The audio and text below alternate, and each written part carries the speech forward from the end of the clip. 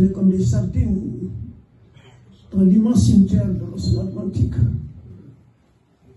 C'est l'horreur, c'est l'abomination. Ils mouraient. Mais ils se battaient là. Et le grand chef vaudou, Dagbo Hunonhuna, qui était le grand chef vaudou, que j'avais mis moi dans le comité du dialogue interreligieux à l'UNESCO, parce que je voulais mettre le vaudou à côté du christianisme, de l'islam, du bouddhisme. J'ai amené Dagbo Hunon dans le comité, je l'ai amené partout. Et il me disait un jour, Al-Khafa, on était à Ouida, la ville symbole de l'esclavage. On était au bord de la mer.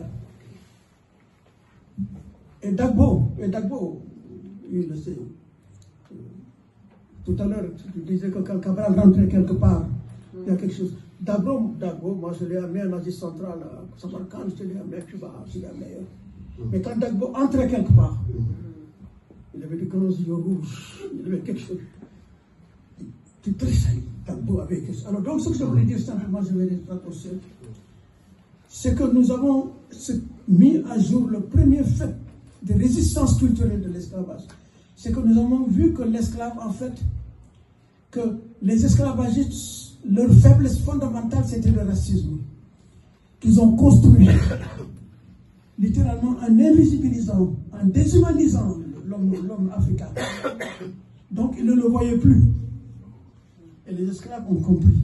Parce que l'esclave a toujours observé l'esclavagiste. N'a jamais quitté le désir, comme tous les dominés. Tous les dominés, regarde les dominants. Les observent. Et donc, 2 points pour terminer simplement, c'est une histoire longue. Ce que je voulais dire à Daniel et puis à Émilie, vous êtes l'expression d'un combat qui est en train de se faire dans longtemps, qui fait que des gens comme Aïssata, maire adjoint, Abdelhamar, etc., là, maintenant, directeur de la fondation pour la mémoire de l'esclavage. Tout cela, c'est ce combat. Et ce combat, il faut aussi l'inscrire. Non pas seulement dans vos figures, mais également dans tout le combat que mènent tous les enfants des banlieues de la diaspora, ce qu'on appelle les diasporas, en tout cas, des immigrés, etc. Ce qui veut dire en conclusion que, Émilie, ce qui est en train de t'arriver est simplement un hommage à ce que tu es. Très bien.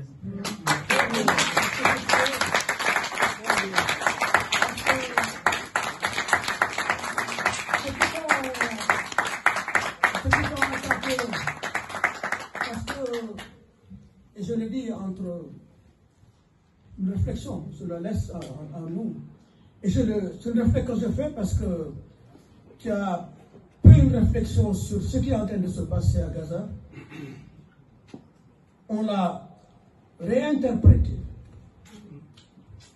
en oubliant, et je le dis parce que vous ne le savez pas, mais quand j'ai quitté l'UNESCO, moi j'ai été nommé comme rapporteur spécial de l'ONU sur les formes contemporaines de racisme pendant 6 ans. J'étais nommé par l'Assemblée générale et le Conseil des droits de l'homme. J'ai fait des rapports d'enquête sur le racisme du Japon au Brésil, à la Russie, à la France, à tous ces pays. Mes rapports sont sur le site de l'ONU. Mais ce que j'ai